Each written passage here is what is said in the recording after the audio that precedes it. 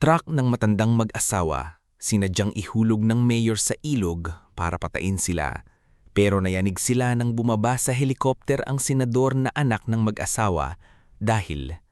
Bago tayo mag-umpisa sa ating istorya, i-comment mo naman kung taga saan ka at anong oras ka nanonood ngayon. Malay mo, habang nakikinig ka sa kwentong ito, may kapareho kang pinagdadaanan.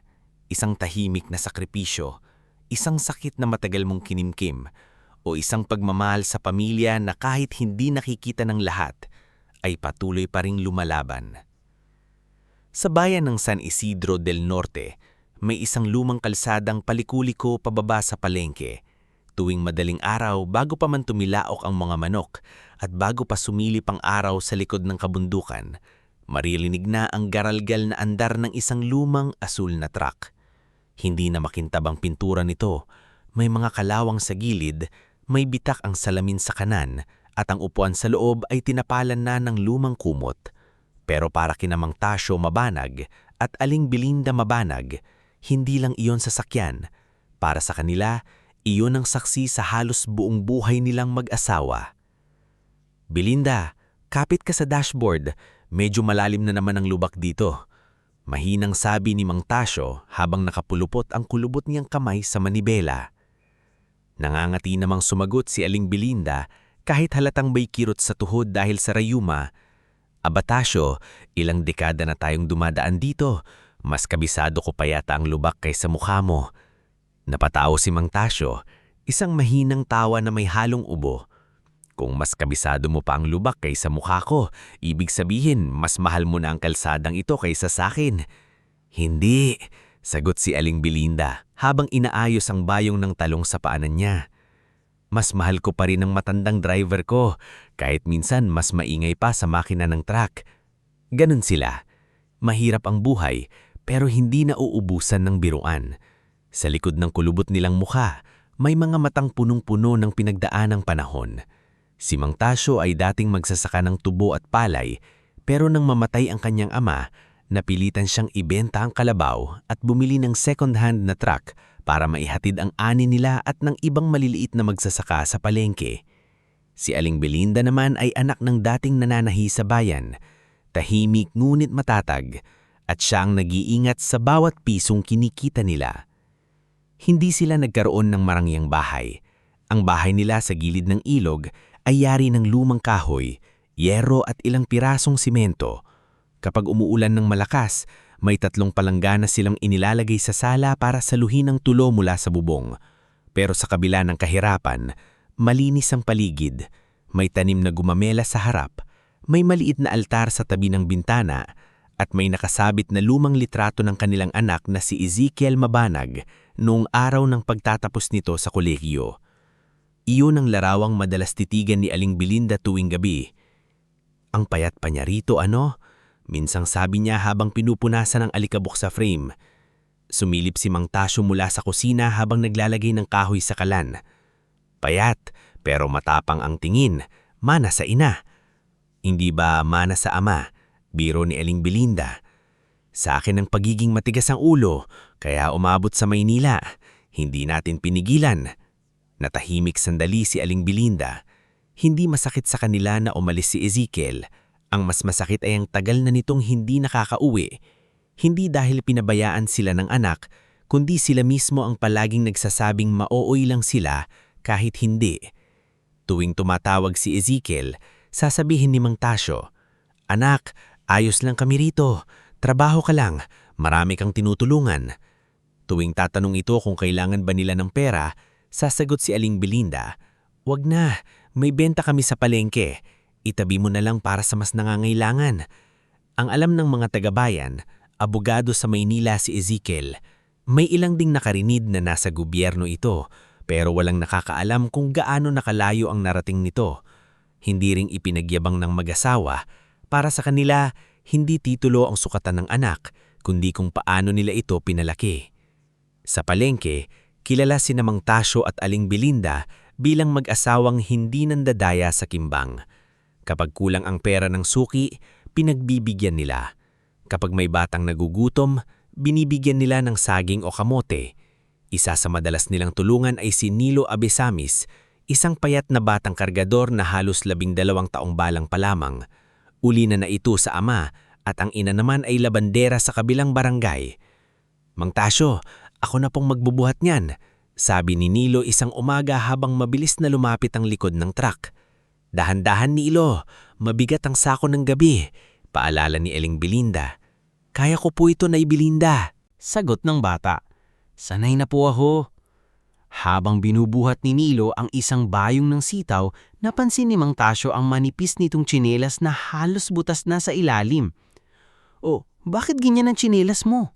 tanong ng matanda. Napatingin si Nilo sa paa at nahiyang ngumiti.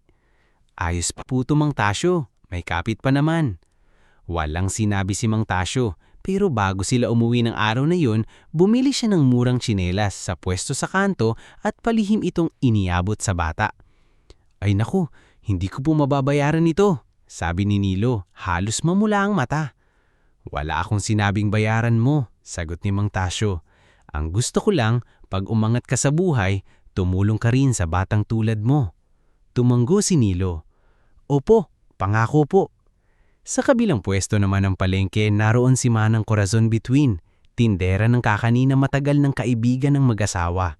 Madalas niyang abutan ng mainit na suman at kape sina Mang Tasyo at Aling Belinda, lalo na kapag nakikita niyang hindi pa kumakain ng dalawa.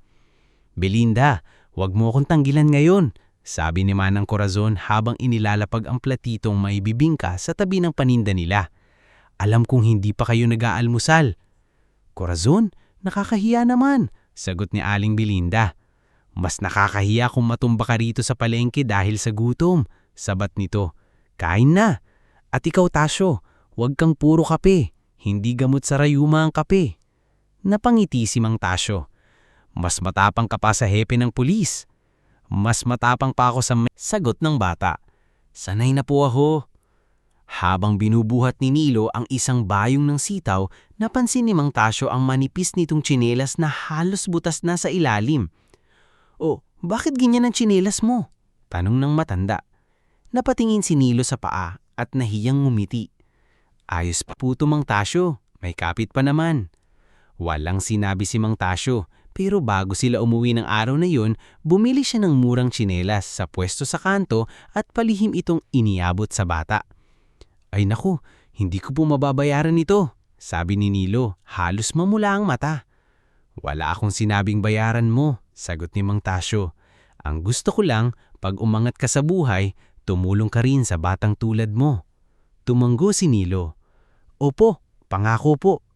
Sa kabilang pwesto naman ng palengke, naroon si Manang Corazon Between, tindera ng kakanina matagal ng kaibigan ng mag-asawa. Madalas niyang abutan ng mainit na suman at kape sina Mang Tasyo at Aling Belinda, lalo na kapag nakikita niyang hindi pa kumakain ng dalawa. "Belinda, huwag mo akong tanggilan ngayon," sabi ni Manang Corazon habang inilalapag ang platitong may bibingka sa tabi ng paninda nila. "Alam kong hindi pa kayo nag-aalmusal." "Corazon, nakakahiya naman," sagot ni Aling Belinda. "Mas nakakahiya kung matumba ka rito sa palengke dahil sa gutom," sabat nito. "Kain na. At ikaw, Tasyo, huwag kang puro kape. Hindi gamot sa rayuma ang kape." Napangiti si Mang Tasyo. "Mas matapang ka pa sa hepe ng pulis." "Mas matapang pa ako sa mayor kung kailangan," sagot ni Manang Corazon. Ngunit nang mabanggit ang salitang mayor, biglang nagbago ang hangin sa paligid. May ilang tindero ang napalingon. May iba namang biglang tumahimik. Sa San Isidro del Norte, ang pangalan ni Mayor Arnaldo Vizcarra ay hindi basta binibigkas ng malakas. Sa harap ng kamera, mukha siyang mapagkawanggawa. Palaging may paabot na relief goods, palaging nakangiti sa tarpaulin, palaging may hawak na bata kapag may programa. Pero sa likod ng munisipyo, iba ang kwento. Matagal nang usap-usapan na gusto ni Mayor Arnaldo bilhin ang mga lupain na nasa tabi ng ilog. Doon daw itatayo ang isang malaking resort at warehouse na magbibigay raw ng trabaho sa bayan. Pero ang totoo, ayon sa mga bulong-bulungan, may kasosyo siyang negosyanteng si Don Severino Alcantara, isang mayamang kontraktor na kumikita sa bawat proyekto ng munisipyo. Ang lupa ni Mang Tasyo at Aling Belinda ay isa sa pinakagustong makuha dahil nasa pinakagitna ito ng planong entrada ng resort. Isang hapon, habang nag-aayos si Mang Tasyo ng sirang bakod sa gilid ng kanilang lupa, dumating ang isang puting SUV. Bumaba mula rito si Kapitan Senero Dalisay, ang kanang kamay ng mayor, kasama ang dalawang lalaking malalaki ang katawan.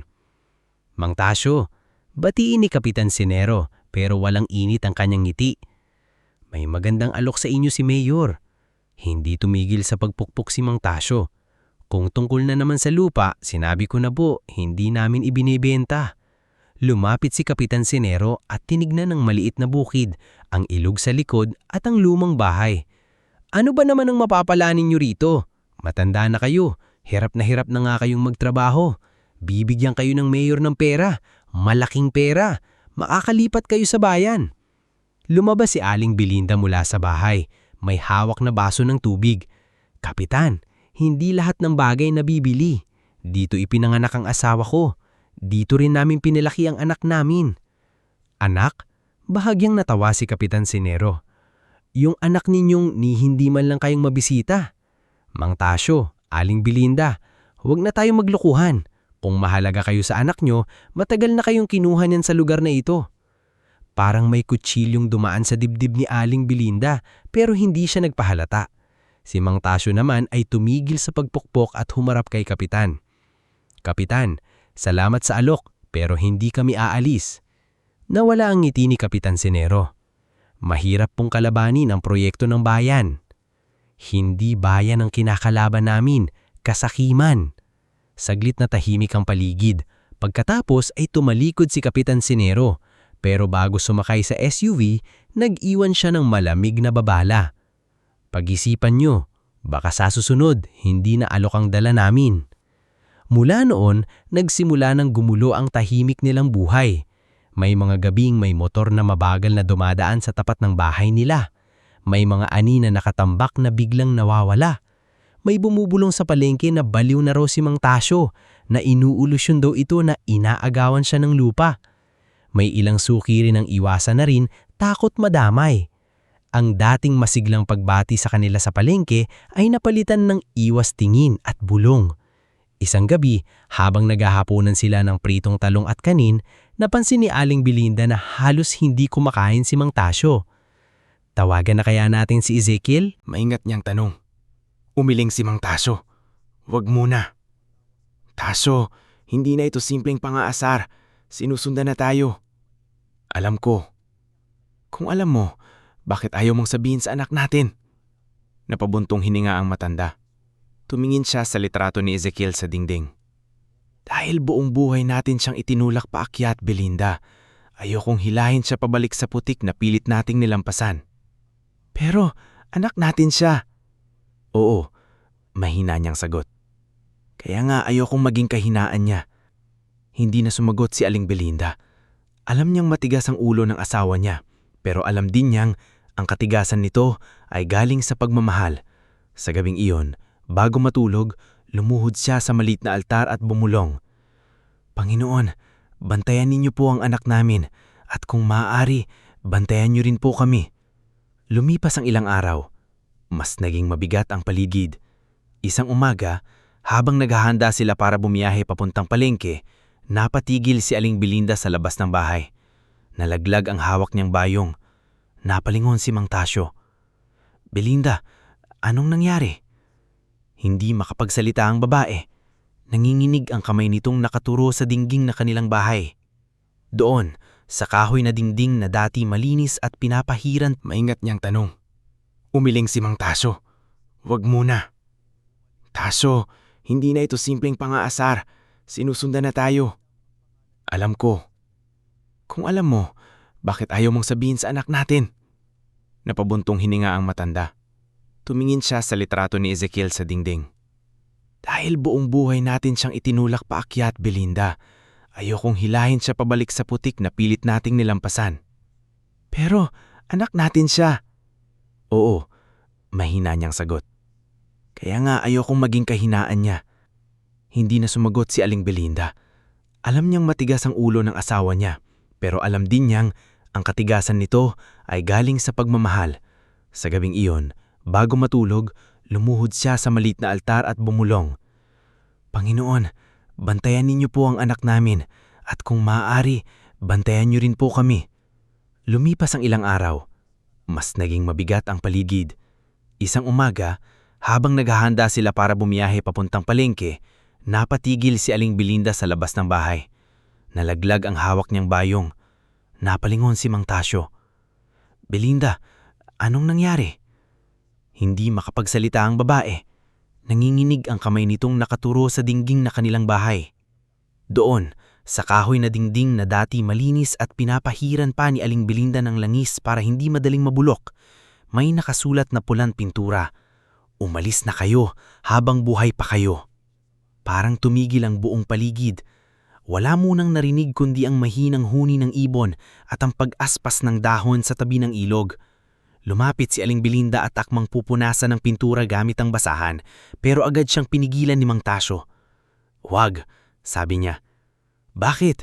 Ayokong makita ito ng mga tao." "Kailangang makita. Kailangan nating kunan ng litrato." Napatingin si Aling Belinda sa asawa. Sa unang pagkakataon, nakita niya sa mga mata ni Mang Tasyo ang takot na matagal nitong tinatago, pero kasabay ng takot ay ang isang matigas na pasyang hindi na kayang baliin. Dumating si Nilo na hingal, dala ang maliit na sako na dapat ay kukunin niya para sa palengke. "Mang Tasyo, Nay Belinda!" Napahunto ang bata nang makita ang nakasulat sa dingding. "Sinong gumawa nito?" tanong niya namumutla. "Hindi pa namin alam," sagot ni Aling Belinda. Lumapit si Nilo, tumingin sa kalsada, saka mahinang ngulit siguradong nagsalita. "Kagabi po, may nakita akong itim na pickup na dumaan dito. Walang ilaw, mabagal ang takbo. Akala ko po may hinahanap lang pero baka sila po iyon." Nagkatinginan sina Mang Tasyo at Aling Belinda. Sa malayo, mula sa direksyon ng bayan, may narinig silang mahinang andar ng sasakyan. Hindi nila alam kung dumadaan lang iyon o may nagmamasid na laman, pero sa sandaling iyon, malinaw na sa kanila ang isang bagay. Hindi na ito simpleng agawan ng lupa. Buhay na nila ang nakataya. Samantala, sa munisipyo, nakaupo si Mayor Arnaldo Vizcara sa malawak niyang opisina habang nakaharap sa kanya si Kapitan Senero. Nasa mesa ang plano ng resort, may pulang bilog sa bahagi ng lupa ng pamilyang Mabanag. "Hindi pa rin pumapayag?" Malamig na tanong ng Mayor. "Hindi po, Mayor. Matigas talagang matanda." Dahan-dahang ipinatong ni Mayor Arnaldo ang kanyang mamahaling ballpen sa mapa. "Lahat ng matigas, Senero, nababali rin. Gusto niyo po bang dagdagan pa natin ang takot?" Umiling ang Mayor. "Takot lang ang ginagamit sa taong may pakialam pa sa sarili.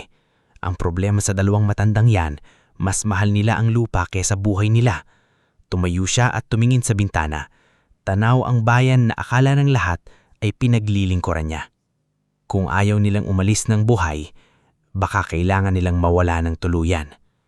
Sa bahay sa tabi ng ilog, hindi alam ni Mang Tasyo at Aling Belinda na habang pinipikturan nila ang pulang banta sa kanilang dingding, ay mas madilim ng planong binubuo sa munisipyo. Ngulit kahit nanginginig ang katawan, hindi nila binitiwan ng isa't isa. Sa maliit nilang bakuran, sa tabi ng lumang asul na truck na saksi sa kanilang sakripisyo, tahimik silang numumpa na hindi nila ibibenta ang lupa. Hindi sila susuko at hindi nila hahayaang malibing sa takot ang dignidad na pinaghirapan nilang ingatan sa loob ng maraming taong. Kinabukasan ng umagang nakita ni Mang Tasyo at Aling Belinda ang pulang banta sa dingding ng kanilang bahay, hindi na katulad ng dati ang pag-ikot ng oras sa maliit nilang bakuran.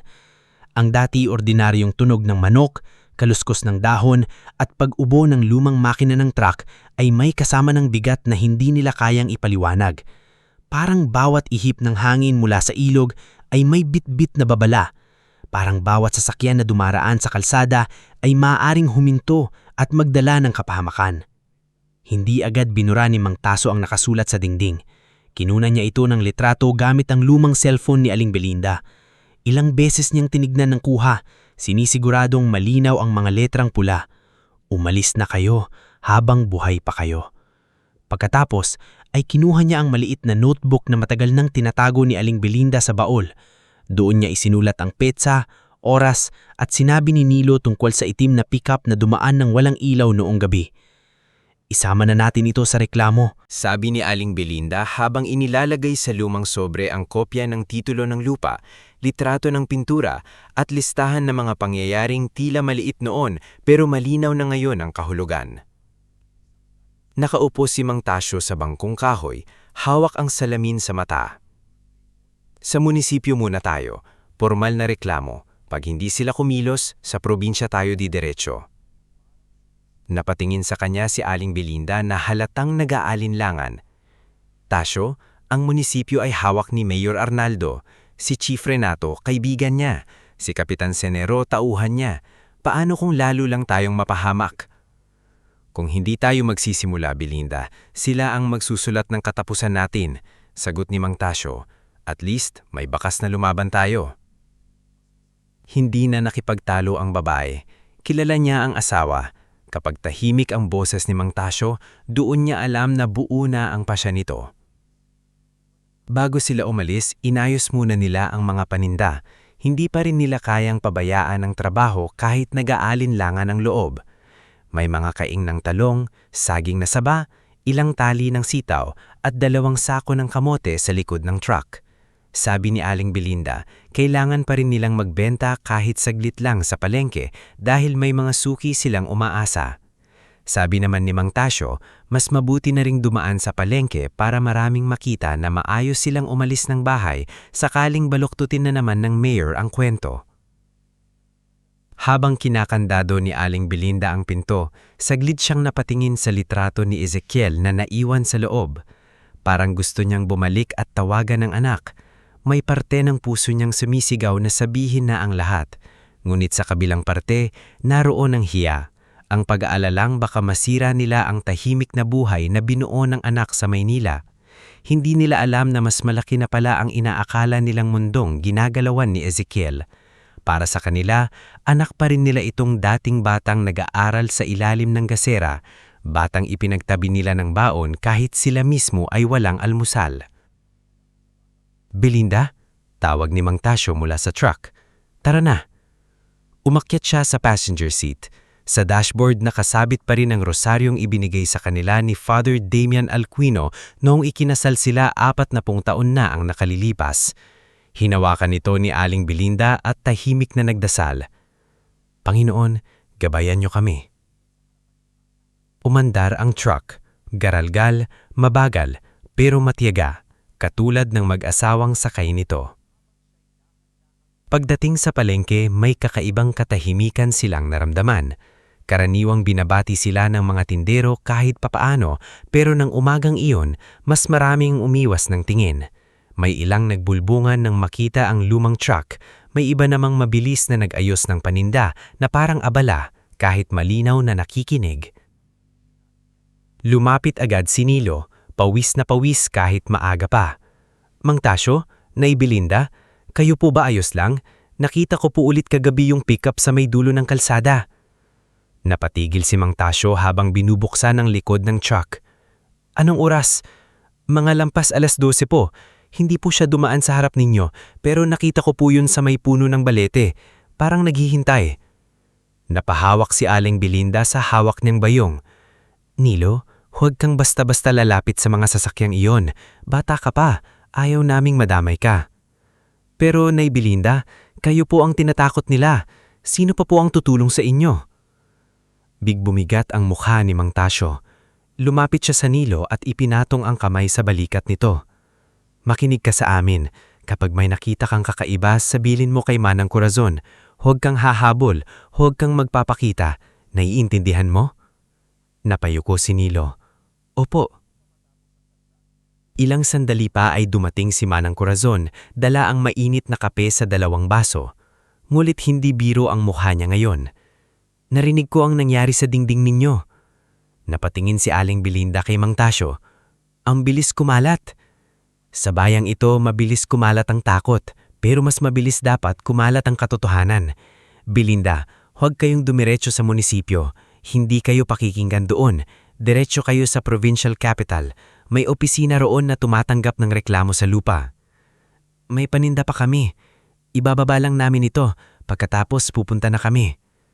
Tasyo, sabi ni Manang Corazon, nakatingin ng diretso sa matanda. Alam kong matigas ang ulo mo, pero iba na ito. Hindi ito kagaya ng dati na pwede mong daanin sa pasensya. Tumanggo si Mang Tasyo. Kaya nga kami kikilos ngayon. May tinawagan na ba kayong kamag-anak? Anak ninyo? Nagkatinginan ng mag-asawa. Hindi nakasagot si Aling Belinda. Si Mang Tasyo ang nagsalita. Kapag hindi kami pakikinggan sa probinsya, saka namin tatawagan si Ezekiel. Napabuntong hininga si Manang Corazon. Minsan Tasyo, hindi ka hinaan ng humingi ng tulong. Alam ko, pero hayaan mo muna kaming gawin ng kaya namin. Matapos nilang maibaba ang ilang paninda at maibenta ang kaunti, isinara na ni Mang Tasyo ang likod ng truck. Hindi na nila hinintay maubos ang lahat. Ang sobra ay iniwan muna nila sa pwesto ni Manang Corazon. Nagbilin si Aling Belinda kay Nilo na huwag lalapit sa bahay nila habang wala sila. Nanay Belinda, sabi ng bata bago sila umalis, mag-iingat po kayo. Ngumiti si Aling Belinda kahit nanginginig ang labi. Mag-iingat kami anak. Mula sa palengke, dumaan sila sa munisipyo upang subukan pa ring maghain ng reklamo bago magtuloy sa probinsya. Ngunit pagdating nila sa receiving desk, malamig silang tiningnan ng empleyado. Kinuha nito ang papel, binasa ng mabilis at sinabing wala raw ang taong pipirma. Kapag tinanong kung kailan babalik, ang sagot lamang ay, balik na lang kayo sa ibang araw. May banta sa buhay namin, pigil galit na sabi ni Mang Tasyo. Hindi ito. Matapos nilang maibaba ang ilang paninda at maibenta ang kaunti, isinara na ni Mang Tasyo ang likod ng truck. Hindi na nila hinintay maubos ang lahat. Ang sobra ay iniwan muna nila sa pwesto ni Manang Corazon. Nagbilin si Aling Belinda kay Nilo na huwag lalapit sa bahay nila habang wala sila. Nanay Belinda, sabi ng bata bago sila umalis, mag-iingat po kayo. Ngumiti si Aling Belinda kahit nanginginig ang labi. Mag-iingat kami anak. Mula sa palengke, dumaan sila sa munisipyo upang subukan pa ring maghain ng reklamo bago magtuloy sa probinsya.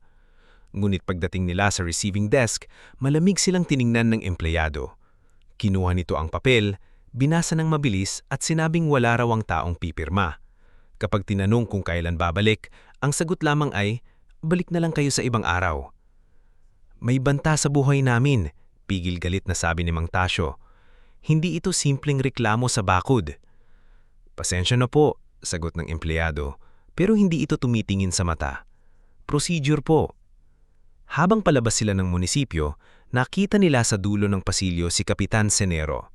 Nakasandal ito sa pader, nakangisi na para bang matagal nang hinihintay sila. Ang sipag nyo naman magsumbong, Mang Tasyo. Hindi ba kayo napapagod? Hindi sumagot ang matanda. Hinawakan niya ang siko ni Aling Belinda at nagpatrulay sa paglalakad. Baka sa sobrang reklamo nyo, pahabol ni Kapitan Senero, makalimutan ninyong hindi lahat ng kalsada ligtas daanan. Natigil sa paglalakad si Aling Belinda, ngunit hinila siya marahan ni Mang Tasyo paladas. Sa loob ng opisina ng mayor, nakatayo si Mayor Arnaldo sa tabi ng bintana. Nakita niya ang lumang asul na truck na umaalis sa harap ng munisipyo. Papunta sila sa probinsya. May dala silang reklamo, Mayor.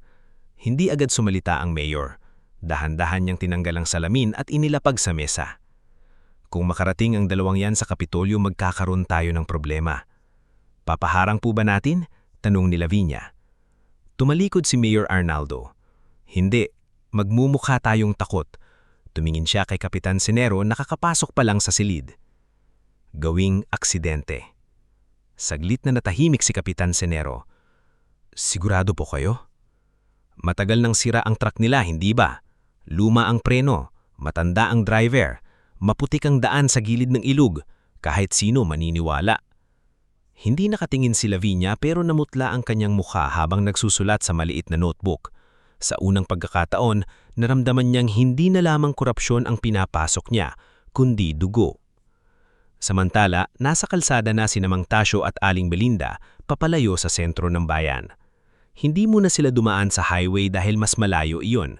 Pinili ni Mang Tasyo ang lumang daan sa gilid ng ilog, ang daang matagal na nilang ginagamit papunta sa Provincial Road. Paliko-liko ito, may ilang bahagi na putikan, mulit kabisado niya ang bawat liko. Tahimik sila sa loob ng truck, taning tunog ng makina at kalampag ng natitirang kaing sa likod ang maririnig. Tasyo, mahinang tawag si Aling Belinda. Kung may mangyari sa atin ngayon, sana tinawagan natin si Ezekiel. Hindi agad sumagot ang matanda. Hinigpitan niya ang hawak sa manibela. Walang mangyayari sa atin, kahit hindi niya iyon kayang paniwalaan ng buo. Hindi ako natatakot mamatay, pagpatuloy ni Aling Belinda. Ang kinakatakutan ko baka isipin ng anak natin na hindi natin siya kailangan. Napapikit sandali si Mang Tasyo. Kailangan natin siya araw-araw, pero hindi natin dapat gawing panangga. Anak natin siya, Tasyo, hindi panangga, pamilya. Bago pa siya makasagot, napansin ni Mang Tasyo sa side mirror ang isang itim na pick-up. Malayo pa ito, ngunit mabilis lumalapit. Walang ibang sasakyan sa likuran nila.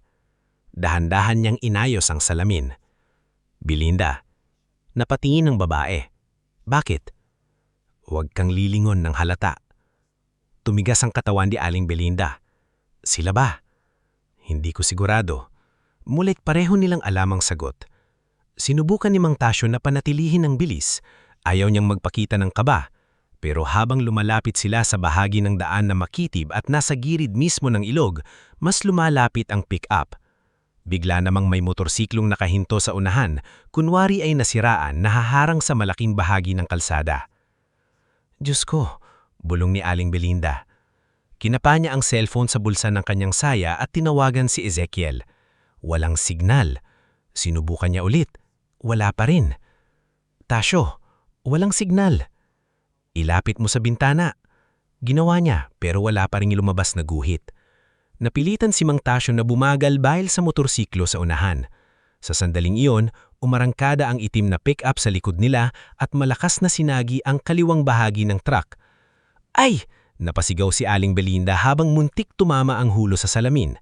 Kinabig ni Mang Tasyo ang manibela. Kapit! Kumalog ang buong truck. Ang mga kaing sa likod ay nagsipagtumbahan. Ang isang sako ng kamote ay nahulog sa sahig. Muling bumuelo ang pick-up. Sa unahan, ang lalaking nasa tabi ng motorsiklo ay hindi man lang tumulong. Sa halip, mabilis itong tumabi na parang bahagi ng plano. Tinatawag ko si Ezekiel! Sigaw ni Aling Belinda. Nanginginig ang kamay. Belinda, hawakan mo ang sobre! Sigaw ni Mang Tasyo. Huwag mong bibitawan ng mga papel. Hinablot ni Aling Belinda ang sobre mula sa dashboard at isiniksik sa dibdib. Kasama roon ang litrato ng banta, titulo ng lupa at notebook, ngunit ang basang palad sa kanyang palad ay dumidikit sa papel. Muli niyang tinangka ang tawag. Wala pa rin, Tasyo. Wala pa rin! Muling bumangga ang pick-up. Mas malakas. Naramdaman ni Mang Tasyo na halos mawala ng kapit ang gulong sa gilid ng kumalog ang buong truck. Ang mga kaing sa likod ay nagsipagtumbahan. Ang isang sako ng kamote ay nahulog sa sahig. Muling bumuelo ang pick-up. Sa unahan, ang lalaking nasa tabi ng motorsiklo ay hindi man lang tumulong.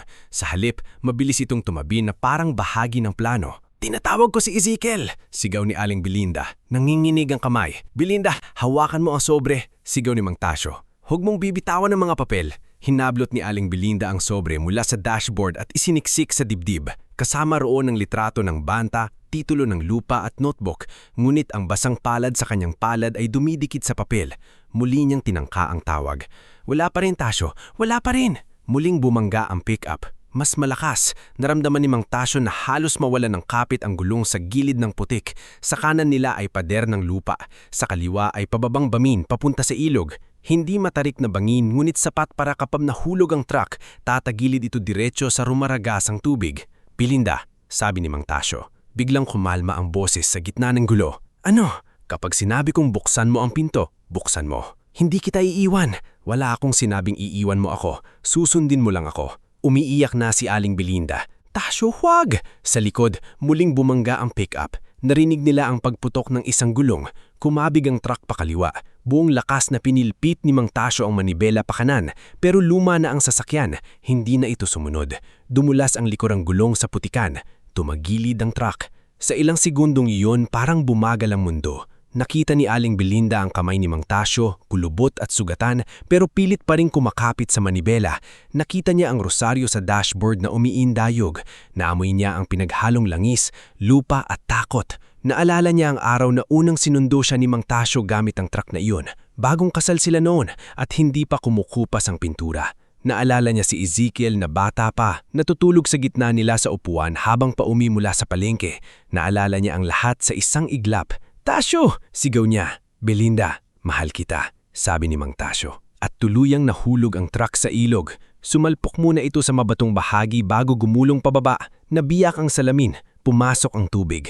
Sa lakas ng impact, nauntog si Aling Belinda ngunit hindi niya binitawan ng sobre. Si Mang Tasyo, duguan ng noo, pilit na inabot ang pinto sa kanyang tabi. Ngunit naipit ito. Ang tubig ay mabilis na pumapasok. Buksan mo ang pinto mo! Sigaw niya. Hindi ko kaya! Buong lakas na itinulak ni Mang Tasyo ang balikat niya sa direksyon ni Aling Belinda. Tinulungan niyang sipain ang pinto sa passenger side hanggang sa bumukas ng bahagya. Pumasok ang mas malakas na agos. Lumapas ka! Hindi! Sabay tayo! Belinda! Sigaw ni Mang Tasyo. Mas malakas kaysa sa rumaragasang tubig. Dalhin mo ang ebidensya! Sabihin mo kay Ezekiel! Naputol ang salita niya nang tuluyang umikot ang truck at pumasok ang tubig sa bibig niya. Sa huling lakas, itinulak niya palabas si Aling Belinda. Naramdaman ng babae ang malamig na ilog na humila sa kanyang katawan. Hawak pa rin niya ang sobre. Gusto niyang bumalik, gusto niyang abutin ng asawa, pero tinangay siya ng agos. Tasyo! Sigaw niya. Nguitli naman ng tubig ang kanyang tinig. Sa itaas ng kalsada, bumaba si Kapitan Sinero mula sa motorsiklo. Tumingin siya sa ibaba, sa ilog na unti-unting tinatangay ang mga piraso ng kahoy, gulay at sirang bahagi ng truck. Ang itim na pick-up ay nakatigil sa likod niya. Umuusok ang makina. Kinuha niya ang cellphone at tumawag. Mayor, sabi niya, pilit pakalma ang sarili. Tapos na. Sa kabilang linya, ilang segundo munang katahimikan ang sumagot. Kapatapos ay narinig niya ang malamig na tinig ni Mayor Arnaldo. Siguraduhin niyong walang makikitang bakas. Agad kumilos ang mga tauhan. Binura nila ang malino na marka ng gulong sa putikan gamit ang mga sanga.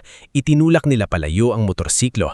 Ang isa sa mga lalaki ay naghulog pa ng bote ng alak malapit sa lugar para palabasing maaaring lasing ang driver. Ilang minuto lang naayos na nila ang esenang gusto nilang makita ng pulis. Hindi nagtagal, dumating si Chief Renato Pugeda kasama ang dalawang pulis. Hindi na siya nagtanong ng marami. Tumingin siya sa ilog, sa sirang bakod sa gilid ng kalsada at sa lumang marka sa daan.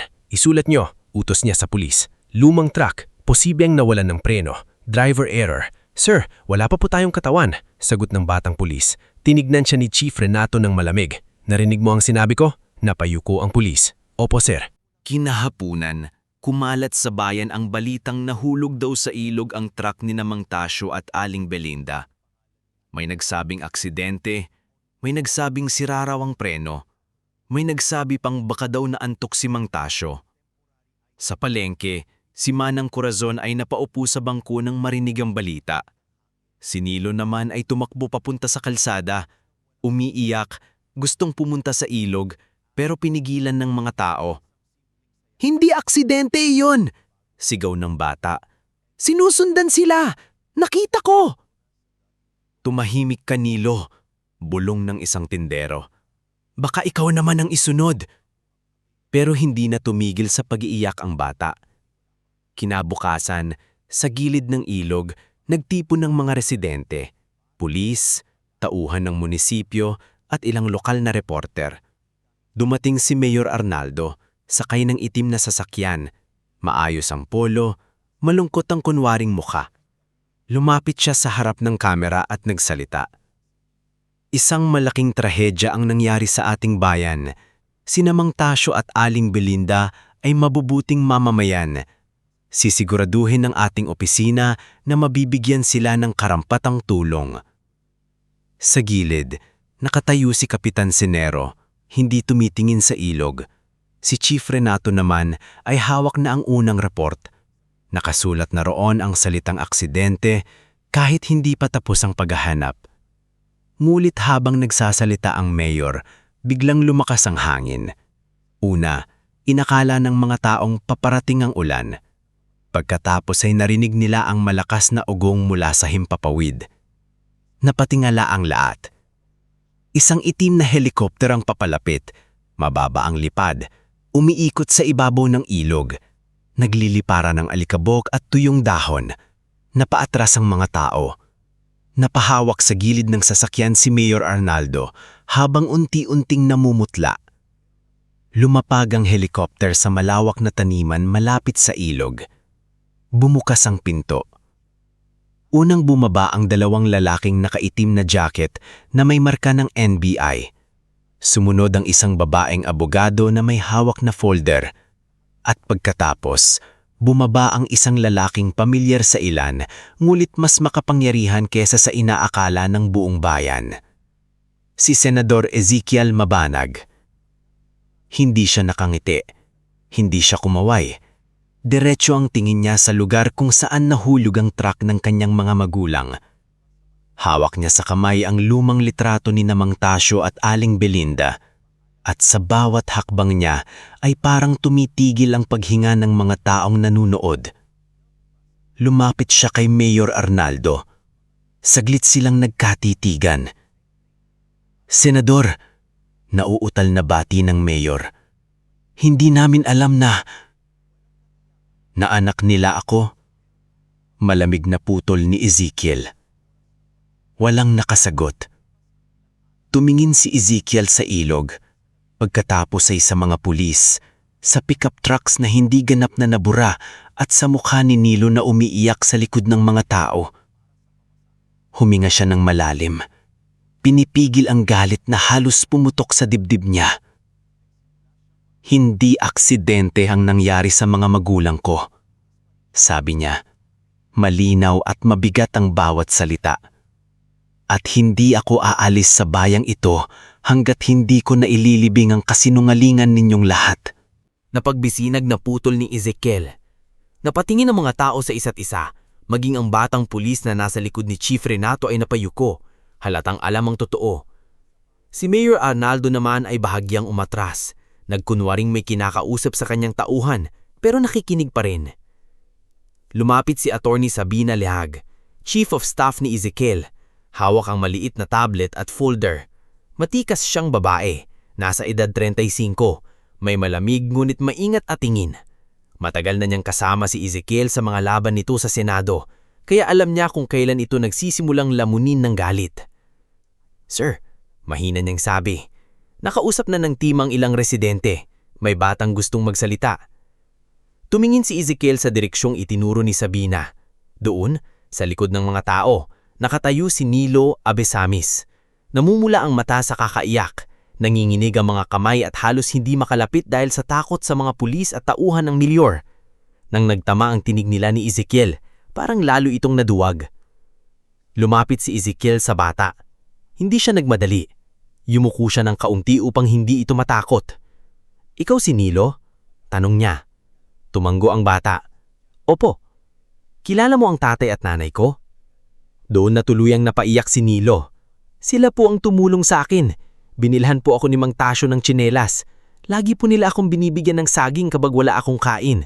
Hindi po aksidente ang nangyari sa kanila, Senator. Sinusundan po sila ng itim na pick-up. Nakita ko po. Ilang gabi ko pong nakita. Tumingin si Ezekiel sa bata at sa unang pagkakataon mula nung bumaba siya sa helicopter, nabasag ang tigas ng kanyang mukha. Nakita niya sa batang ito ang isang mundo ng kabutihang iniwan ng kanyang mga magulang kahit walang nakakaalam. Habang siya ay nasa Maynila, nakikipaglaban sa malalaking politiko at negosyante, narito pala ang kanyang ama at ina. Tumutulong pa rin kahit sila mismo ay walang-wala. May nagpasabi ba sa'yo na tumahimik? Tanong ni Sabina. Natakot si Nilo. Lumingon siya sa direksyon ni Kapitan Senero na nakatayo sa tabi ng patrol car. May nagsabi po na baka ako naman ang isunod. Mahigpit na napakuyom ang kamao ni Ezekiel. Ngunit hindi niya hinayaang sumabog ang galit sa harap ng bata. Tinapik niya ang balikat nito. Hindi ka nila gagalawin, sabi niya. Mula ngayon, kasama ka sa proteksyon namin. Lumapit naman si Manang Corazon Bituin. Pilit pinapahid ang luha gamit ang laylayan ng apron. Dala niya ang maliit na USB na nakabalot sa panyo. Senador, sabi halos mahina ang boses. May CCTV ako sa tindahan. Hindi malinaw lahat pero kita roon na may itim na pick-up na sumunod sa truck ni Tasio at Belinda bago sila umalis ng palengke. Kinuha ito ni Sabina at agad ipinasa sa isa sa mga tauhan ng NBI. Salamat po, malaking tulong ito. Napatingin si Ezekiel kay Manang Corazon. Kayo po si Manang Corazon? Oo, sagot nito. Kaibigan nila ako, matagal na. Saglit na yumuko si Ezekiel. Salamat po sa pag-aalaga sa kanila noong wala ako. Hindi mo naasagot ng Manang Corazon. Napaiyak na lang ito ng tuluyan. Hindi mo alam anak kung gaano kanilang ipinagmamalaki. Kahit hindi ka umuuwi, araw-araw kang laman ng kwento nila. Hindi ka nila sinisisi ni minsan. Ang mga salitang iyon ang unang tunay na tumusok sa puso ni Ezekiel. Hindi siya nasaktan sa tingin ng mayor. Hindi siya natakot sa mga pulis na maaaring kasabwat. Pero sa simpleng pahayag na iyon, para siyang binagsakan ng lahat ng taong nawala sa kanya habang hinahabol niya ang tungkulin. Sa dami ng batas na ipinaglaban niya, hindi niya nakita ang dalawang taong unang nagturo sa kanya kung ano ang katarungan. Dumating ang rescue team na pinangunahan ni Rafaela Quindara, dating Coast Guard at ngayon ay volunteer coordinator sa probinsya. May dala siyang mapa ng ilog, may mga markang pula sa posibleng dinaanan ng agos. Senador, sabi ni Rafaela, diretso at profesional ang boses. Hindi namin pwedeng ideklarang patay ang dalawa hanggang hindi nakikita ang katawan. Malakas ang agos kahapon. Kung nakalabas sila sa truck bago tuluyang lumubog, posibleng natangay sila pababa sa mababaw na bahagi. Parang may maliit na apoy na muling nabuhay sa dibdib ni Ezekiel. Ibig sabihin, may posibilidad na buhay sila? May posibilidad. Maingat na sagot ni Rafaela. Hindi ko kayong bibigyan ng maling pag-asa, pero hindi rin tama na tapusin ang paghahanap base lang sa report na minadali. Gawin ninyo lahat na kailangang gawin. Helicopter, divers, boats, thermal drones kung kailangan. Ako ang bahala sa resources. Sumingit si Mayor Arnaldo, pilit ibinabalik sa usapan ng sarili niya. Senador, handang tumulong ang munisipyo sa rescue operation. Mayroon kaming mga tauhan at... Hindi, putol ni Ezekiel. Natigilan ng mayor. Po? Walang hahawak sa search operation mula sa munisipyo ninyo nang walang clearance mula sa NBI at Provincial Rescue Command. Ang lahat ng ebidensya sa lugar na ito ay secured mula ngayon. Namula ang muka ni Chief Renato. Senador, with all due respect, jurisdiction po ito ng local police. With all due respect, Chief, sagot ni Ezekiel, mas mababa ang boses ngunit mas mabigat. Kapag ang pulis ang unang nagsulat ng aksidente bago pa makumpleto ang investigasyon, jurisdiction ang pinakahuling dapat ninyong ipagmalaki. Walang umimik. Habang sinisimulan ng NBI ang pagkuha ng litrato sa kalsada, nakita ng isang agent ang natitirang guhit sa putikan na hindi naabot ng mga sanga. Hindi iyon tugma sa direksyon ng truck. Parang may sasakyang bumangga mula sa likod, kumabig at mabilis na umalis. Inutos ni Sabina na lagyan iyon ng marker at kuhanan ng close-up. Sa di kalayuan, tahimik na pinagmamasdan ni Lavinia Orteza ang lahat mula sa loob ng sasakyan ng munisipyo. Hindi siya bumaba. Hawak niya ang kanyang handbag na may lamang maliit na recorder at kopya ng ilang dokumentong siya mismo ang gumawa. Nang makita niya kung paano gumalaw ang NBI, lalo siyang kinabahan. Hindi na ito tulad ng mga nakaraang reklamo na madaling lunurin sa papel. May senador, may media, may saksi, may CCTV. Bumalik sa alaala niya ang sinabi ni Mayor Arnaldo noong nakaraang araw, gawing aksidente. Noon, inakala niyang isa na namang pananakot. Ngayon, may dalawang matandang maaring patay dahil sa mga salitang iyon. Napalunok siya at sa unang pagkakataon, naisip niyang baka siya na ang isunod kapag kailangan na ng mayor ng masisisi. Samantala, sa tabing ilog, tahimik na kinuha ni Ezekiel mula sa putikan ang isang piraso ng rosaryong napigtas. Isa iyon sa mga butil ng rosaryong nakasabit noon sa dashboard ng truck. Bata pa siya nang una niya iyong makita. Naalala niya kung paano iyon hinahalikan ni Aling Belinda bago bumiyahe. Naalala niya rin ang kamay ni Mang Tasyo na gumagabay sa kanyang maliit na daliri habang tinuturuan siyang magbilang ng paninda. Napaupo siya sa isang malaking bato, malayo ng kaunti sa tao. Lumapit si Sabina, ngunit hindi agad nagsalita. Namiss ko ang tawag ng nanay noong isang linggo. Nasa hearing ako. Sabi ko, tatawagan ko siya mamaya. Hindi ko natawagan. Sir, palagi kong sinasabi sa sarili ko na ginagawa ko ito para sa mga katulad nila, para sa mga mahihirap, para sa mga naaapi, para sa mga walang boses. Pero nang sila na ang walang boses, wala ako. Umupo si Sabina sa tabi niya. Hindi ninyo kasalanan ang ginawa sa kanila. Pero kasalanan kong hinayaan kong isipin nilang kailangan nilang lumaban mag-isa. Hindi na sumagot si Sabina. Alam niyang hindi ito oras para kontrahin ang pighati. Minsan kailangang maramdaman muna ng isang tao ang bigat bago nito muling maitayo ang sarili. Makalipas ang ilang oras, dumating si Dr. Ibarra Siyoson, ang matandang doktor ng bayan na matagal nang naglilingkod kahit kulang ang gamot sa rural clinic. Dinala siya ng isa sa mga tauhan ni Ezekiel dahil may alam daw ito kung sa kalagayan ng mag-asawa bago ang insidente. "Senador, ako si Ibarra. Ako ang tumitingin minsan sa nanay at tatay mo." "Minsan?" tanong ni Ezekiel. Napabuntong hininga ang doktor. "Ang sabi ng nanay mo at tatay mo, marami kang mas mahahalagang problema kaysa sa sakit ng dalawang matanda." Doon tuluyang bumigay ang pagpipigil ni Ezekiel. Hindi malakas ang iyak niya, walang sigaw, pero tumulo ang luha niya habang nakatingin sa ilog. Sa harap ng mga taong sanay makitang matatag siya sa telebisyon, ngayon nila nakita ang isang anak na gustong ibalik ang oras kahit imposible na. Nang sumapit ang gabi, hindi pa rin tumitigil ang paghahanap. May mga bangkang may ilaw sa ilog, may mga tauhang naglalakad sa pampang, namimilisip sa ilalim ng mga sanga sa mga batong maaaring kinasadlakan ng katawan. Si Rafaela ang nagpapatakbo ng operasyon, mahigpit ang utos na huwag palalampasin ang kahit anong palatandaan. Samantala, habang abala ang lahat, may lihim na kilos sa kampo ni Mayor Arnaldo. Tinawagan nito si Kapitan Senero sa likod ng munisipyo. "Nasaan ang pick-up?" "Nakatago sa lumang bodega ni Don Severino." "Sunugin ninyo." "Mayor, baka lalong mahalata." "Mas mahalata kapag nakita yan ng NBI. Mariim ni sabi ng Arnaldo. Gawin mo ngayong gabi."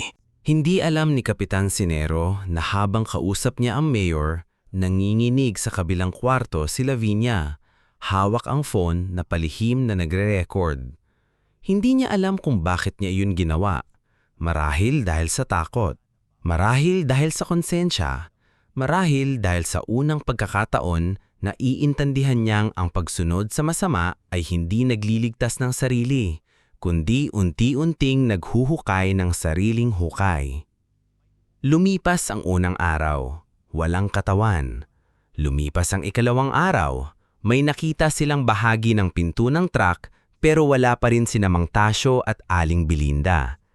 Sa ikatlong araw, habang halos bumibigat na ang pag-asa ng lahat, nakatanggap si Rafaela ng tawag mula sa isang maliit na baryo sa dulo ng ilog. Mahina ang signal kaya putol-putol ang boses ng tumatawag. "Ma'am, may nakita po kaming babae, matanda, nasa pampang. Buhay pa yata." Nanigas si Rafaela. "Sino ito?" "Ako po si Camindo Salak.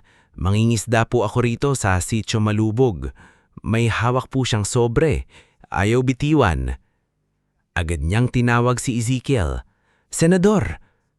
Nasa tabi siya ng ilog, halos hindi natutulog sa 3 araw. Nang makita niya ang mukha ni Rafaela, alam niyang may nangyari.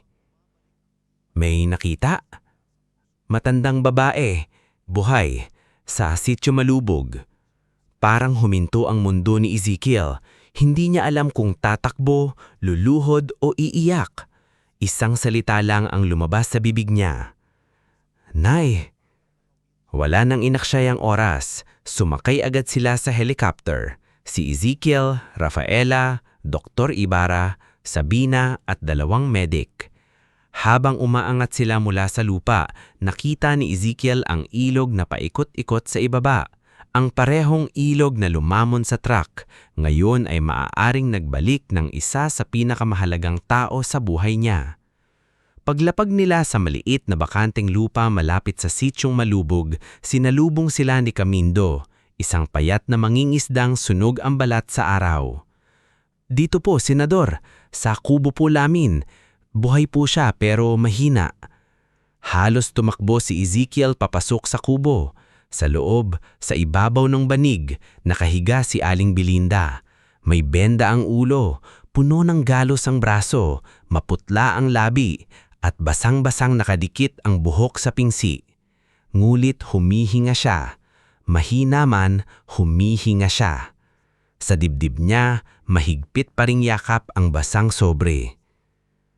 "Nay, ako ito, si Ezekiel." Dahan-dahang gumalaw ang mata ni Aling Belinda. Matagal bago niya nakilala ang mukha ng anak.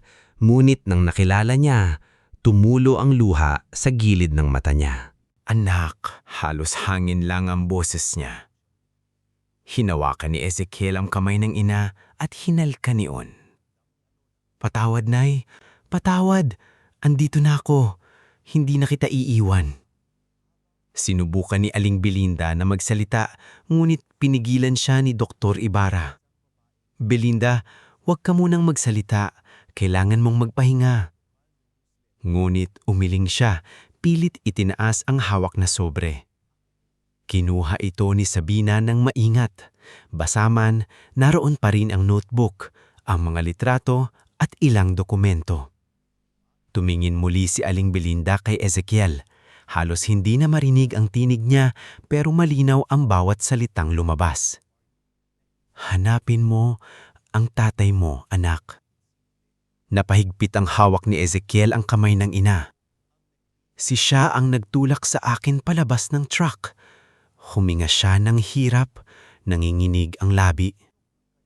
Buhay pa siya nang huli ko siyang nakita. Napaiyak si Ezekiel, ngunit hindi niya binitiwan ng kamay ng ina. Mahanap ko siya, Nay. Pangako, mahanap ko si tatay. Tumulong muli ang luha ni Aling Belinda. Huwag mong hayaan na sabihin nilang aksidente yun. Tumayo si Ezekiel, hawak pa rin ang kamay ng ina at tumingin kay Sabina, Rafaela at Dr. Ibarra. Sa kanyang mukha ay naroon pa rin ang sakit, ngunit may bago ng apoy sa kanyang mga mata. Hindi na nila maililibing ang totoo at hindi matatapos ang paghahanap hanggat hindi ko na iuuwi si tatay. Mula sa maliit na kubo ni Camindo Salak sa Sitio Malubog, dinala si Aling Belinda sa Provincial Hospital bago pa tuluyang lumalim ang gabi. Hindi na siya isinakay sa helicopter pabalik sa ilog dahil mahina ang katawan niya at kailangan niyang maikabit agad sa dextrose, malinis ang mga sugat at masuri kung may internal injury. Habang nasa loob ng ambulansya, hindi binitiwan ni Senador Ezekiel Mabanag ang kamay ng kanyang ina. Tahimik siya, ngunit ang katahimikang yon ay hindi kahinaan. Para itong bagyong nag-iipon ng lakas bago bumagsak sa lahat ng nagtangkang manira sa kanilang pamilya. Sa kabilang upuan, hawak ni Attorney Sabina Lirag ang basang sobre na halos naging dahilan ng kaligtasan ng katotohanan. Maingat niyang inilagay sa evidence bag ang notebook, litrato ng pulang banta sa bingding, kopya ng titulo ng lupa at ilang papel na may bakas pa ng tubig ilog. Kahit basa at halos mapunit ang ilang pahina, nababasa pa rin ang sulat kamay ni Mang Tasyo, petsa ng unang pagpunta ni Kapitan Senero, oras ng pagdaan ng itim na pick-up, pangalan ng mga taong nagtanong tungkol sa lupa at mga salitang binitawan ng mayor kapamamagian ng mga tauhan nito. Sir, Mahinang sabi ni Sabina, malaking ebidensya ito. Hindi lang ito simpleng listahan. Pattern ito ng harassment. Hindi tumingin si Ezekiel. Nakatitig siya sa mukha ng ina na maputla, sugatan, ngunit buhay. Siguraduhin mong walang makakahawak niyan na hindi natin pinagkakatimalaan. Oo sir. Mahinang gumalaw ang labi ni Aling Belinda. Lumapit agad si Ezekiel. Nay? Si Tasyo. Halos pabulong ang tinig niya. Hanapin niyo siya. Hinahanap na po, Nay. Sagot ni Ezekiel. Hindi ako titigil. Buhay siya. Pilit niyang sinabi. Buhay siya nang huli ko siyang nakita. Napapikit si Ezekiel. Pinipigil ang panibagong pag-iyak. Kapit lang, Nay. Ibabalik ko si tatay sa'yo. Pagdating sa Provincial Hospital, sinalubong sila ni Dr. Ibarra Sioson at ng emergency team. Agad na ipinasok si Aling Belinda sa treatment room. Sa labas, nagtipon sina Ezekiel, Sabina, Rafaela Kindara at ilang tauhan ng NBI. Wala pang kumakain ng maayos. Halos 3 araw na silang umiikot sa gilid ng ilog, sa palengke, sa munisipyo at ngayon sa ospital. Mulit wala ni isa sa kanila ang gustong tumigil. Rafaela, sabi ni Ezekiel, kung buhay si nanay, may tsansa ring buhay si tatay. Saan tayo dapat maghanap? Binuksan ni Rafaela ang mapa ng ilog sa tablet. Kung itinulak niya si Aling Belinda palabas sa bandang sitio Malubog, posibleng siya naman ay natangay sa kabilang kurbada. Mas maraming halamang tubig doon, may lumang palaisdaan, may mga bangkang abandonado, at may bahaging hindi nadadaanan ng rescue boats dahil mababaw at maputik. Puntahan nating lahat. Gagawin natin, sagot ni Rafaela. Pero kailangan natin ng local guides. May mga bahagi roon na mapanganib kapag gabi. Bayaran ng lahat ng kailangang bayaran, pero walang taga-munisipyo ang isasama. Tumanggo si Rafaela. Naiintindihan ko. Habang nagpaplano sila, dumating si Nilo Abisami sa hospital lobby, kasama si Manang Corazon Bituim. Nihabol nila ang ambulansya mula sa bayan sakay ng tricycle. Basang-basa sa pawis si Nilo. Hawak ang lumang panyo na kulay kupas. "Senador!" tawag ng bata. Lumapit si Ezekiel. "Nilo, bakit ka nandito? Delikado pa sa bayan." "May nakita po ako," hingal na sabi ng bata. "Panyo po ni Mang Tasyo. Nakita ko po sa may pampang kanina bago kami umalis. Hindi ko po sinabi sa pulis kasi natatakot po ako." Iniabot niya ang panyo.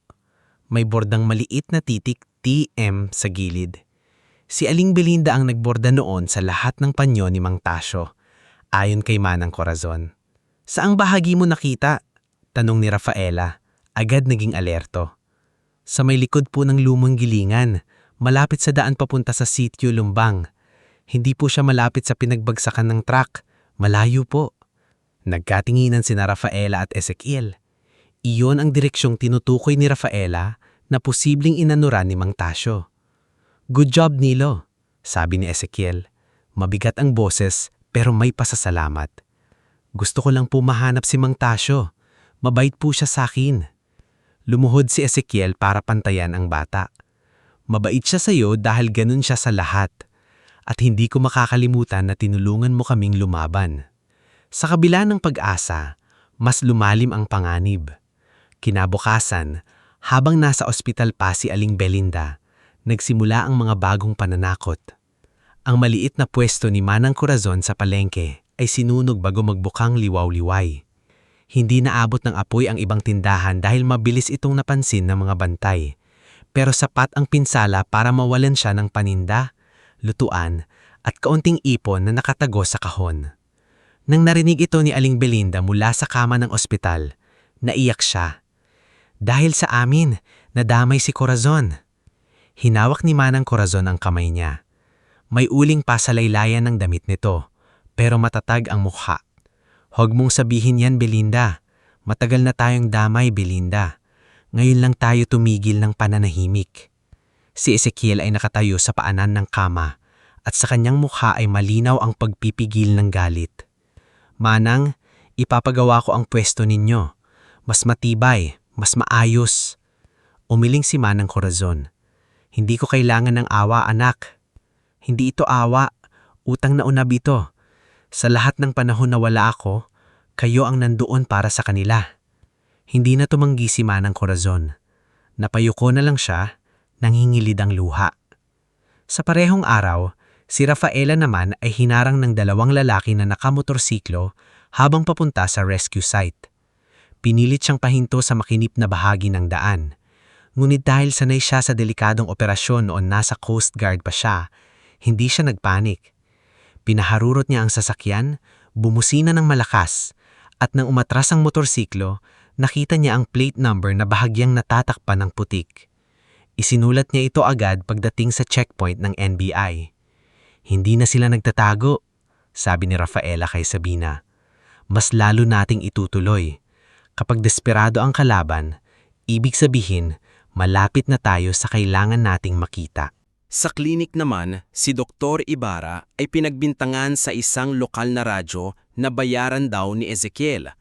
May caller na nagsabing ginagamit daw ng doktor ang pangalan ng mag-asawa para siraan ang mayor. Ngulit sa halip na matakot, pumunta si Dr. Ibarra sa simbahan ni Father Damian Alquino at doon nagsalita sa harap ng mga residente. "Hindi ko kailangan ng bayad para magsabi ng totoo," sabi ng matandang doktor. 40 taon akong gumamot sa bayang ito. Nakita ko kung paano ginapang ni Natasio at Belinda ang buhay nila. Kung pananahimik ang kapalit ng kaligtasan, matagal na sana akong tumahimik. Pero may mga sugat na hindi gumagaling hanggat hindi inilalabas ang nana. Ang simbahan ni Father Damian ang naging ligtas na tagpuan ng mga testigo. Sa loob ng lumang kumbento, isa-isang lumapit ang mga taong matagal nang natatakot. Si Iska Villamor, dating kasambahay sa bahay ni Mayor Arnaldo, ang unang nagbigay ng mahalagang impormasyon. Payat siya, balisa, at palaging lumilingon sa pinto habang kinakausap si Sabina. Narinig ko po minsan si Don Severino at Mayor. Mahina niyang sabi. Sabi nila, kapag nauha ang lupa ni Mang Tasio, tuloy na ang entrada ng resort. May mga sobre pong inaabot sa munisipyo tuwing gabi at si Ma'am Lavinia po ang madalas gumagawa ng papel. Handa ka bang tumistigo? Tanong si Sabina. Natakot si Iska. May anak po ako. Lumapit si Father Damian. Iska, hindi ka namin iiwan. May proteksyon ng NBI, pero ikaw pa rin ang magpapasya. Umiyak si Iska. Buong buhay ko po akong nanahimik. Pagod na po ako. Hindi lang siya ang nagsalita. May 3 magsasaka ang nagpakita ng kopya ng peking deed of sale. May isang dating driver ni Don Severino ang nagsabing may lumang bodega sa labas ng bayan kung saan itinatago ang mga sasakyang ginagamit sa maruming trabaho. Unti-unti, ang bayang dating nakatungo sa takot ay nagsimulang magtaas ng tingin. Samantala, sa munisipyo, hindi na makapali si Mayor Arnaldo. Nakalak ang pinto ng opisina niya habang nasa loob sina Kapitan Senero at Lavinia.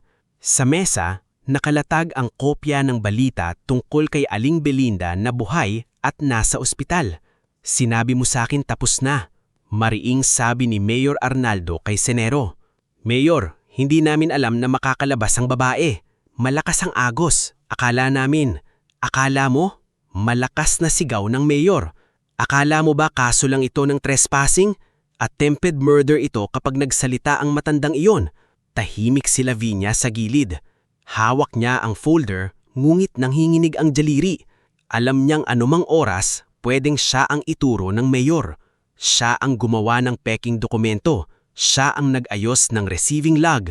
Siya ang nagpadala ng mensahe sa ilang tauhan. Pero may hawak din siyang panlaban. Mga kopya, recording at ledger ng suhol na matagal niyang tinago hindi dahil mabuti siya, kundi dahil takot siya sa sariling amo. Lavinia, tawag ng mayor. Napatlig siya. Po, ihanda mo ang transfer documents. Ililipat natin sa pangalan ni Don Severino ang bahagi ng lupa bago pa mag-freeze ang registry. Mayor, mainit po ngayon. Baka mas lalo. Lumapit si Mayor Arnaldo sa kanya. Malamig ang mata. Gawin mo ang trabaho mo kung ayaw mong ikaw ang unang malibing sa kasong ito. Tumanggi si Lavinia, ngunit sa loob niya may pumutol na tali. Paglabas niya ng opisina, dumiretso siya sa lumang storage room.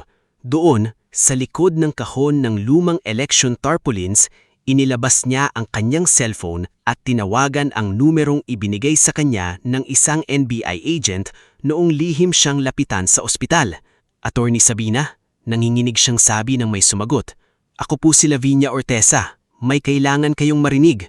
Kinagabihan, lihim na nakipagkita si Lavinia kay Sabina sa likod ng simbahan. Nandoon si Father Damian bilang saksi. Ibinigay niya ang USB na naglalaman ng audio recording ng utos ni Mayor Arnaldo. Kung buhay pa ang matanda, siguraduhin ninyong hindi na siya makakasalita. Kasama rin doon ang unang recording tungkol sa pagpapasunog ng pick-up at ilang larawan ng peking dokumento. Hindi siya agad pinuri ni Sabina. Tinignan muna siya nitong matagal. Alam mong hindi nitong binubura ang ginawa mo. Tumulo ang luha ni Lavinia. Alam ko, handa akong managot, pero ayokong may mamatay pa. Kung totoo yan, tutulungan mong masecure ang lahat ng dokumento bago nila sirain. Oo, sagot ni Lavinia. Pero kailangan ninyo akong proteksyonan. Kilala ko si Mayor. Kapag nalaman niyang nagsalita ako, hindi ako aabot ng umaga. Dinala agad si Lavinia sa protective custody.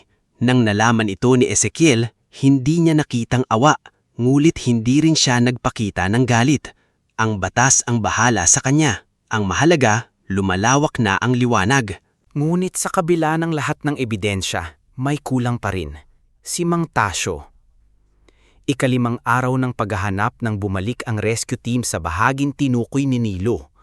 Makapal ang damo sa gilid ng ilog. May lumang bangka na nakataob, may sira ang gilid, at sa ibabaw nito ay may bahid ng tuyong dugo. Malapit doon, nakita ni Rafaela ang putol na tali mula sa truck at isang piraso ng tela na kapareho ng suot ni Mang Tasyo noong araw ng aksidente. May dumaan dito, sabi niya, at may tumulong o may nakakita. Naghiwa-hiwalay ang team. Si Ezekiel mismo ay sumama kahit pinipigilan siya ni Sabina. Suot niya ang simpleng bota, marumi ang laylayan ng pantalon at ilang beses nadulas sa putik, ngunit hindi siya huminto. Bawat kubo, bawat palaisdaan, bawat bakanting silungan ay pinuntahan nila. Hanggang sa makarating sila sa isang maliit na kubo sa likod ng makakapal na talahib. May usok mula sa lutuan sa labas. Sa sampayan may nakasabit na basang kamiseta. Sa tabi ng hagdan may pares ng lumang tsinelas na halos kapareho ng suot ni Mang Tasyo noong araw ng aksidente. "Sino kayo?" tanong niya. Alerto ang mukha. Lumapit si Rafaela. "Nay, naghahanap kami ng matandang lalaki. Nahulog sa ilog ilang araw na ang nakalilipas. May nakita po ba kayo?" Natigilan si Nay Dalisay. Tumingin siya kay Ezekiel. Parang nabasa agad sa mukha nito ang hinahanap. "Kayo ba ang anak?" tanong niya. Nawalan ng boses si Ezekiel sandali. "Opo, si Ezekiel po. Anak ako ni Tasyo Mabanag." Saglit na tumahimik ang matanda, saka dahan-dahang tumabi sa pinto. Mahina siya, pero buhay. Parang gumuho ang lahat ng lakas ni Ezekiel. Muntik siyang mapaluhod sa putik. Pumasok siya sa kubo at doon, sa ibabaw ng papag na yari ng kawayan, nakita niya si Mang Tasyo. Maputla, may bendahe sa ulo, may pasa sa braso at hirap huminga. Ngunit gumagalaw ang dibdib. Buhay siya. "Tay!" Halos pabulong na lumabas sa bibig ni Ezekiel. Dahan-dahang imilumulat ni Mang Tasyo ang mata. Malabo ang tingin nito sa una, ngunit nang nakilala ang anak, tumulo ang luha sa gilid ng mata. "Ezekiel!" mahinang sabi niya. Lumuhod si Ezekiel sa tabi ng papag at hinawakan ng kamay ng ama. Ang kamay na iyon ang nag-ayos ng truck, nagtanim sa bukid, nagbuhat ng sako, pumirma sa report card niya, at kumaway noong haraw na umalis siya papuntang Maynila. "Andito ako, tay," sabi niya, hindi na pinigilan ng iyak. "Andito na ako." "Ang nanay mo?" hirap na tanong ni Mang Tasyo. "Buhay siya, tay. Nasa ospital. Hinahanap ka niya." Napapikit si Mang Tasyo at sa mukha niyang puno ng sugat ay lumitaw ang ginhawang hindi kayang ipaliwanag. "Salawat sa Diyos." Ayon kay Nay Dalisay, nakita niya si Mang Tasyo na nakakapit sa kahoy malapit sa lumang palaisdaan noong madaling araw tapos ang aksidente. Halos wala na itong malay, puno ng sugat at paulit-ulit na binabanggit ang pangalan ni Belinda. Dinala niya ito sa kubo dahil walang signal sa lugar at hindi niya alam kung sino ang mapagkakatiwalaan. "May mga lalaking nag-iikot dito kahapon. Nagtatanong kung may naanod daw. Hindi ko sinabi. Masama ang kutob ko." Tumingin si Ezekiel kay Nay Dalisay. "Niligtas niyo si tatay ko." "Hindi," sabi ng matanda. "Ang Diyos ang nagligtas. Ako lang ang nagbukas ng pinto." Agad nang dinala si Mang Tasyo sa ospital. Nang ipasok siya sa kwarto kung saan nagpapagaling si Aling Belinda, sandaling hindi nakapagsalita ang dalawa. Pareho silang sugakan, pareho silang nanghina. Ngumit nang magkita ang kanilang mga mata, parang bumalik ang 40 taon ng pagsasama. Lahat ng hirap, lahat ng sakripisyo, lahat ng pangakong hindi binitiwan kahit muntik na silang lamunin ng ilog. "Tasyo!" Umiiyak na tawag ni Aling Belinda. "Belinda!" sagot niya, halos hindi marinig. Inilapit ng mga nurse ang kama ni Mang Tasyo. Dahan-dahang inabot ni Aling Belinda ang kamay ng asawa. Nang magdikit ang kanilang mga daliri, napaiyak ang lahat ng nasa silid. Si Manang Corazon, Nilo, Rafaela, maging si Dr. Ibarra na sanay nang makakita ng sakit. Lumuhod si Ezekiel sa pagitan ng kama ng kanyang mga magulang. Hinawakan niya ang kamay nilang dalawa at yumuko. Patawarin niyo ako. Pinangako ko sa sarili kong tutulungan ko ang bayan, pero hindi ko nakita na kayo na pala ang kailangang iligtas. Pinispis ni Mang Tasyo ang kamay niya, mahina ngulit malinaw. Anak, hindi kami pinalaki para bantayan kami habang buhay. Pinalaki kami para tumayo kapag may inaapi. Tumulo ang luha ni Aling Belinda. Pero mayon anak, wag mo na kaming iiwan. Umangat ang mukha ni Ezekiel. Sa kanyang mga mata ay naroon ang anak, ang abogado, ang senador, at ang batang minsang nangarap lang makapagtakos para masuklian ang pagod ng magulang. Hindi na, sabi niya. Mula ngayon, lalaban tayo ng magkakasama at sisiguraduhin kong hindi lang tayo ang makakabangon, pati ang buong bayang pinatahimik nila, tatayo kasama natin. Mula sa sandaling muling magtagpo sa ospital sina Mang Tasyo at Aling Belinda, nagbago ang ihip ng hangin sa San Isidro del Norte. Hindi pa man ganap na gumagaling ang mga sugat nila, parang ang buong bayan ang nagsimulang huminga matapos ang mahabang panahong nasakal sa takot. Ang dating mga taong yumuyuko kapag dumaraan ng sasakyan ni Mayor Arnaldo Vizcarra ay natutong tumingin ng diretsyo. Ang mga tindero sa palengke na dati puro bulong lamang ay nagsimulang magtanong, magsalita at magbigay ng impormasyong matagal nilang itinago. Ang maliit na bayan na minsang pinaniwalaang walang laban ay unti-unting nagising, hindi dahil sa kapangyarihan ng isang senador, kundi dahil sa katapangan ng dalawang matandang muntik ng ibinaon sa ilog kasama ng katotohanan. Pagkalipas ng ilang buwan, nang sapat na ang ebidensya, pormal lang na isampa ang mga kaso laban kina Mayor Arnaldo Vizcarra, Kapitan Senero Dalisay, Don Severino Alcantara, Chief Renato Pugeda at iba pang kasabwat sa munisipyo. Hindi na ito simpleng reklamo sa pang-aagaw ng lupa.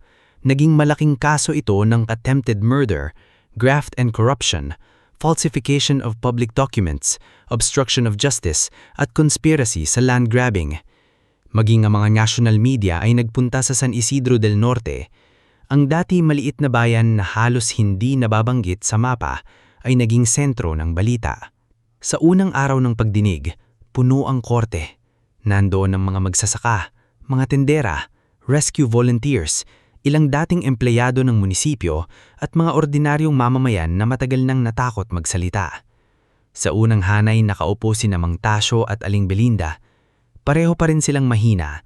May tungkod si Mang Tasyo, habang si Aling Belinda ay may benda pa sa isang bahagi ng braso. Ngunit sa kanilang mata, wala na ang dating takot. Nasa gitna nila si Senador Ezekiel Mabanag, hindi bilang politiko na may kasamang kamera, kundi bilang anak na handang humawak sa kamay ng kanyang mga magulang tuwing naninginig ang kanilang katawan sa bigat ng alaala. Nay, maghining ka lang.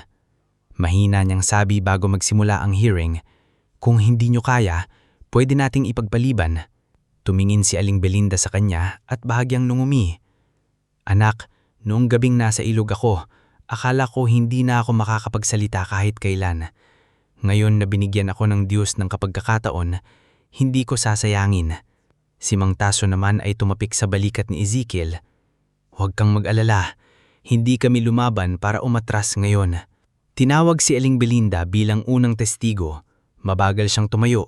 Tinulungan siya ni Ezekiel, ngunit pagdating sa witness stand, siya na mismo ang umayos ng sarili. Sa harap niya, nakaupo si Mayor Arnaldo, suot ang mamahaling barong, ngunit hindi na kasing taas ng dati ang kanyang baba. Ang Kapitan Senero ay iwas ang tingin. Ang Chief Renato ay pawisan kahit malamig ang silid. Ang Don Severino naman ay pilit kalmado, pero hindi maitago ang panginginig ng daliri sa ilalim ng mesa. Aling Belinda, tanong ng prosecutor, maaari po ba ninyong ikwento sa korte ang nangyari noong araw na nahulog ang truck ninyo sa ilog? Sandaling pumikit si Aling Belinda. Nang muli siyang magsalita, mahina ang boses, ngunit malinaw.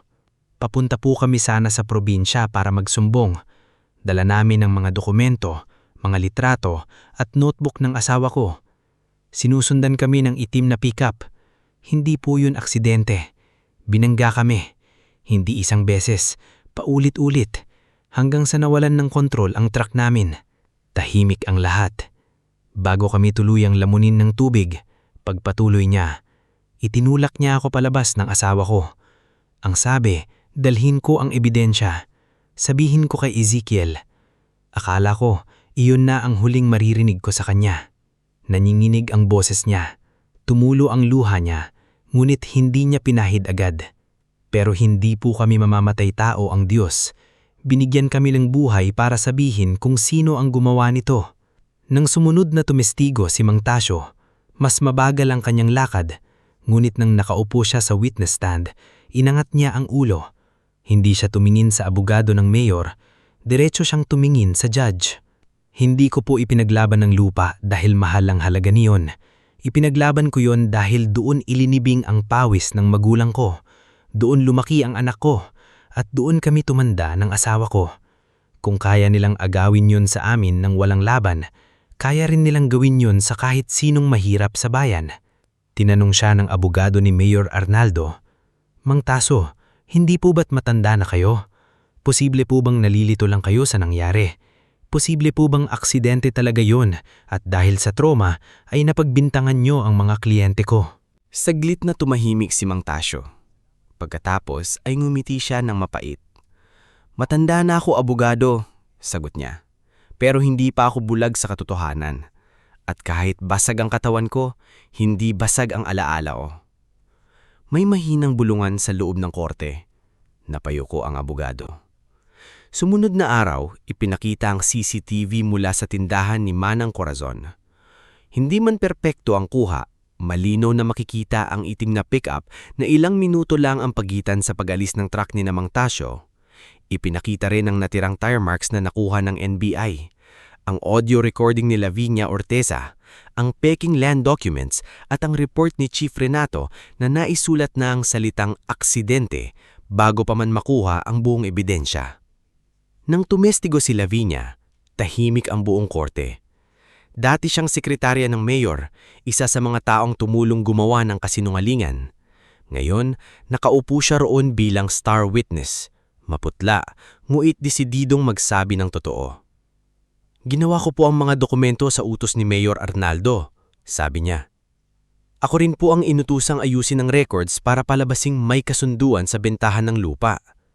Nang malaman naming buhay si Aling Belinda, narinig ko pong sinabi ni Mayor na kung buhay pa ang matanda, siguraduhing hindi na siya makakapagsalita."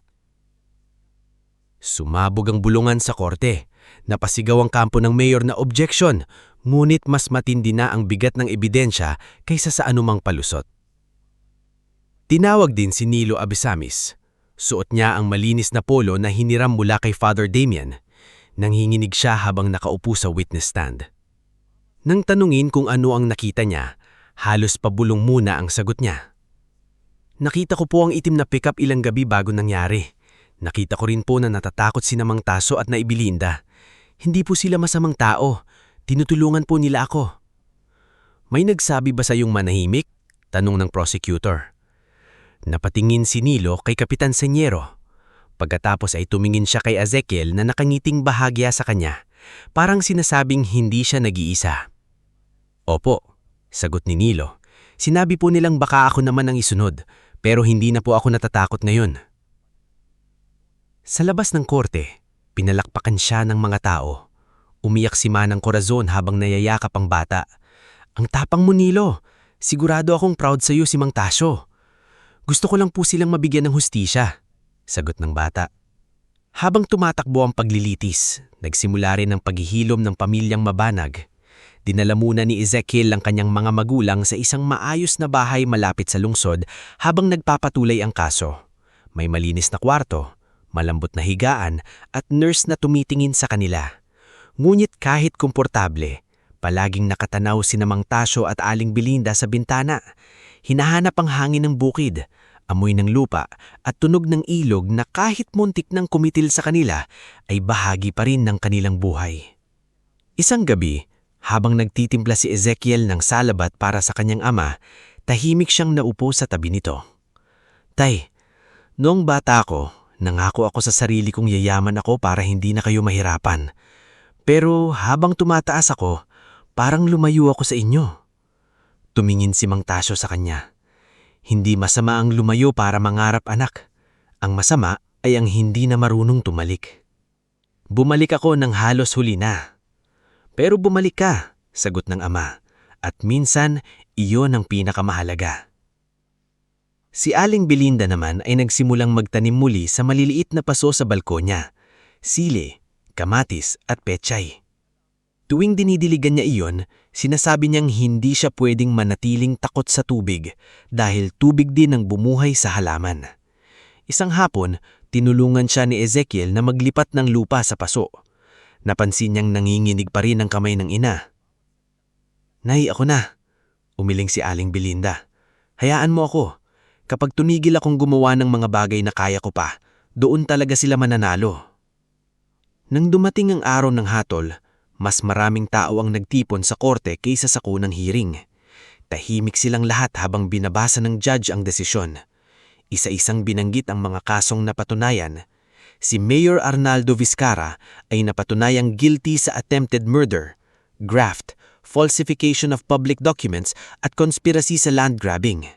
Si Kapitan Sinero ay nahatulan din kahit umamin ito sa ilang bahagi ng krimen kapalit ng mas mababang sintensya.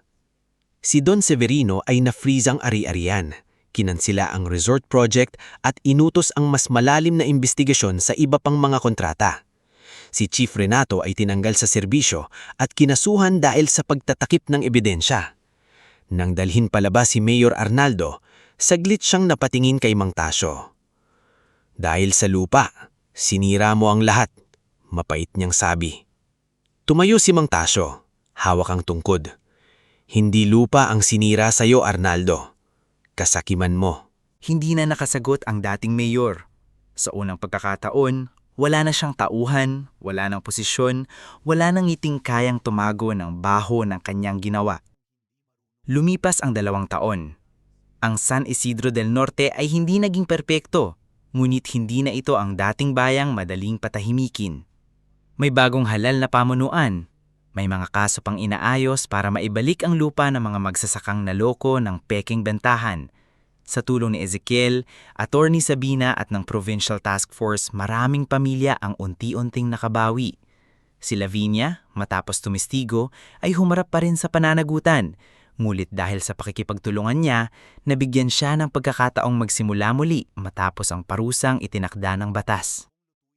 Ang lugar sa gilid ng ilog kung saan nahulog ang truck ni Mang Tasyo at Aling Belinda ay hindi na madilim at pinangingilagan.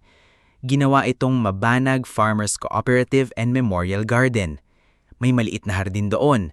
May mga punong itinanim ng mga magsasaka at may plaka na nakasulat ang mga salitang, para sa lahat ng inaping piniling magsalita. Sa araw ng pagbubukas, dumating ang maraming tao. Si Manang Corazon ay may bagong pwesto na sa palengke at siya ang naghanda ng kakanin para sa lahat. Si Nilo naman, mas matangkad na ngayon, ay nakasuot ng uniforme bilang scholar sa kursong agriculture. Siya ang itinalagang youth representative ng kooperatiba. Senador, sabi ni Nilo kay Ezekiel habang nakatingin sa bagong delivery trucks. Balang araw po, gusto kong tumulong sa mga magsasaka gaya ng ginawa ninyo. Ngumiti si Ezekiel. Hindi gaya ng ginawa ko, Nilo. Gawin mo ng mas mabuti pa. Sa gitna ng programa, dumating si Mang Tasyo at Aling Belinda sakay sa bagong asul na truck. Hindi na iyon luma, hindi na kalawangin, ngunit ang kulay ay kapareho ng truck na naging saksi sa kanilang sakripisyo. Nang bumaba sila, tumayo ang lahat at pulakpak. Hindi iyon palakpak para sa awa, palakpak iyon para sa respeto. Hinawak ni Mang Tasyo ang mikropono. Noong nahulog kami sa ilog, akala ko katapusan na namin. Pero natutunan ko, minsan ang akala mong katapusan ay simula pala ng pagbangin ng mas marami. Pagkatapos ay si Aling Belinda naman ang nagsalita. Huwag ninyong hintaing may masaktan bago kayo magsalita. Kapag may inaapi, kahit mahina ang boses mo, gamitin mo. Kapag maraming mahihinang boses ang nagsama-sama, kaya nitong yumanig sa kahit sinong makapangyarihan.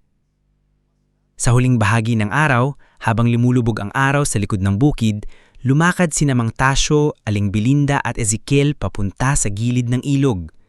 Tahimik ang tubig ngayon. Hindi na ito mukhang halimaw na lumamon sa kanilang truck.